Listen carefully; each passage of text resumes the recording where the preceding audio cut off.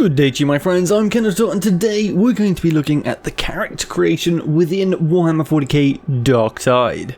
So this game has a really cool system for creating characters, and you can have up to 5 different characters of the 4 different classes. So let's create a new operative and have a little look at what we've got. Now we've got 4 different types of operatives that we can have. We have the big chunky ogre in here. He's really cool and big, muscly, handles the big weapons, and can have hefty armor. We've got our psyker that we can use. We've also got a zealot preacher, as well as a veteran sharpshooter. So let's dive into this one and have a little look at what we can do with them. Now the first thing that comes up is their homeworld. Poor Cadia here has been destroyed in the lore of the 40k universe, but we have a whole bunch of different options to choose from. Now while this doesn't appear to have any stat changes or benefits or detriments, this will come up in terms of their background and what they say as their character, so we can pick any of these different worlds as their homeworld. Now, obviously you don't want to come from this one. This is way too nice a looking world to be from the 40k universe, so I'm going to pick Cadia because they're going to be out for vengeance against any Xenos out there. Now we've got childhood, which has a whole bunch of different things, so we can have orphans from the Imperium. We've got military lackeys if they've survived the trenches. And we got defenders born on a fortress world. We'll pick this one and continue. We've got yet more history here on what they were growing up. They could have been enlisted. They could have been in the gangs, in the hives. They could have been conscripted. They have witnessed a crime. But we're going to pick probably a gang member. So a hardened gang member. Territorial criminal.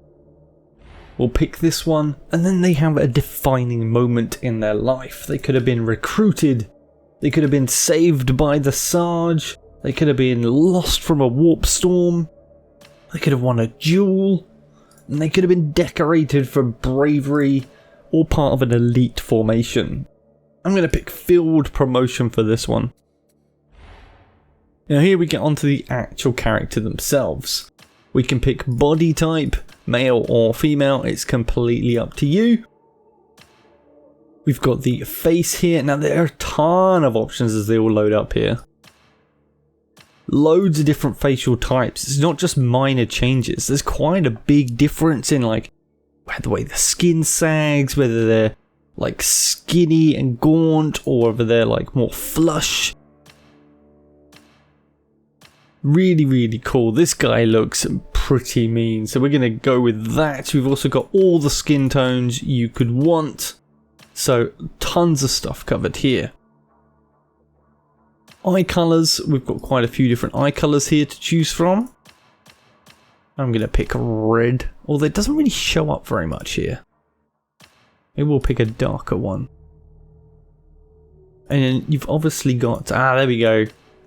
He'd lost that eye, so if we pick this one, there we go. Now we can see all the colours changing. Cool. Actually, we're gonna go with that one. That one looks cool, and maybe we'll have we'll keep him 2 normal eyes. The hairstyles that come in, we can have all sorts of different hairstyles, and we can just turn the model here to have a look at him a little bit better. So we got several types of extremely short hair. Really cool top bit there, or a little mohawk, completely overdone over the front. This little quiff, that's hilarious. So we've got quite a few different hairstyles here, which is really cool, including some long ones as well. And the hair has a really cool little like shaky physics to it, which is quite nice. I'm gonna go with this little bun on the back, makes him look like a serial killer. And we're going to pick grey hair, maybe. Or maybe red. We'll pick red hair. For facial hair, same deal. You've got all sorts of different ones. We can give him a creepy mustache. In fact, this one shaves his eyebrows. That's creepy.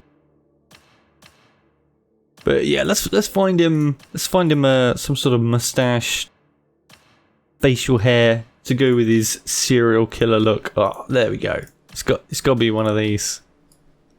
There we go. He's looking mean now.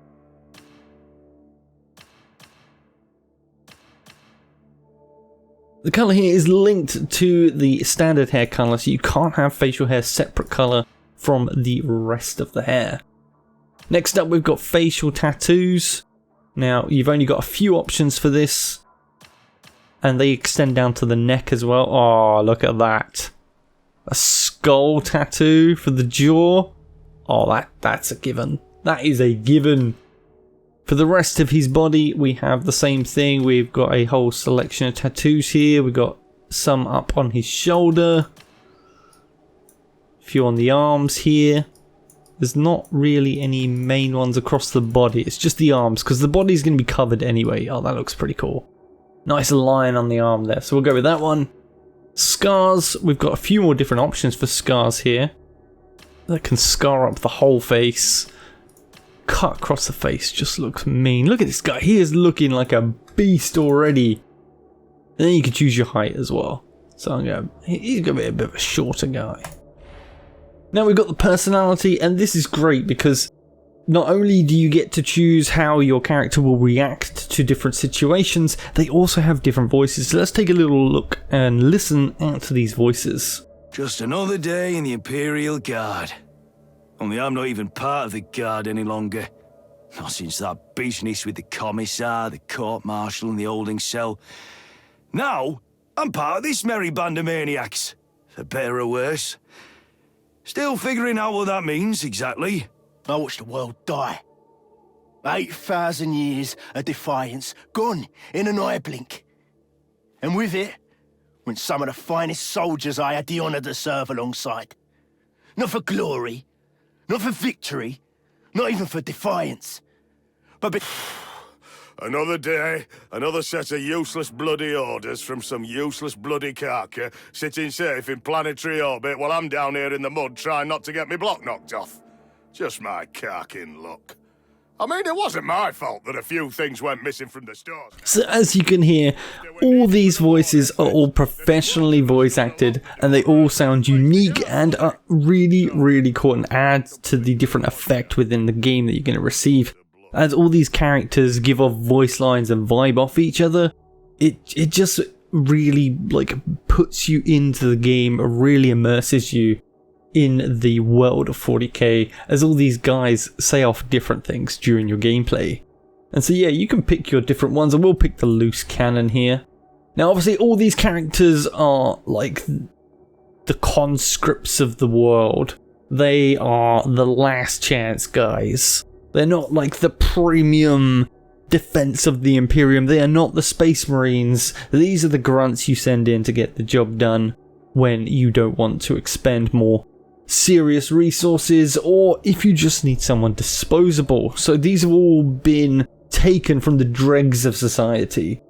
And we have here, what was our sentence? What were we imprisoned for? Dereliction of duty, insubordination, misplaced faith, or sedition. So I'm going to go with insubordination because, well, this guy's not going to follow orders. He's going to be disrespectful to his superiors, and he's going to give it all the mouth. So we're going to pick that one. That gives us a red conscript kind of prison uniform. So here we have all the outlook of our character, all our background. And we can randomize names. They've got some really cool names in here. But we can pick our own names, and we'll just randomize this a little bit, and we'll end on... Actually, there was just Schiller up there. I'm going to go with Schiller because that sounds cool. That was one of the random names that popped up. So we'll go with that, and we can hit start game. So that is how you create a character. So with your character created, you can now spawn into the main area, and this place just looks bloody awesome. But one of the things you can check now is your operative overview, and this shows you your loadout. Now, you can get new items from doing the missions, as well as buying them once you get currency, and cosmetics can be applied to your character and cosmetics can be applied to your character to further customize. Now, obviously, all of this stuff will be unlocked as you play, or you can buy different things. Right now, we've got nothing when we first created our character, but this is what you can change. You've got your clothes, upper body, lower body, and head, as well as additional cosmetics, frames that you can apply to your character profile, and the insignia as well once you get some of those. So you've got a whole bunch of stuff there. And then you've also got the feats menu. Now, you start with just the one ability per character, but other abilities and traits can be unlocked through various things, through leveling up your character and being able to choose these and working your way down through all of these different abilities. Now, these will prove very valuable later on while we're playing the game, but to start with, you've only got these different abilities. So make sure you don't ignore this as you level up your character, because you will be wanting to check out all the different abilities to find what works for you, as well as upgrading your loadout. So don't forget to do that. So here we have now our 2 different characters, and we've still got room to make another 3 more. So that was a quick overview of creating a character with the Darktide. If you did like the video, hit the thumbs up, subscribe for more, and I will see you guys in the next one. Kenator out.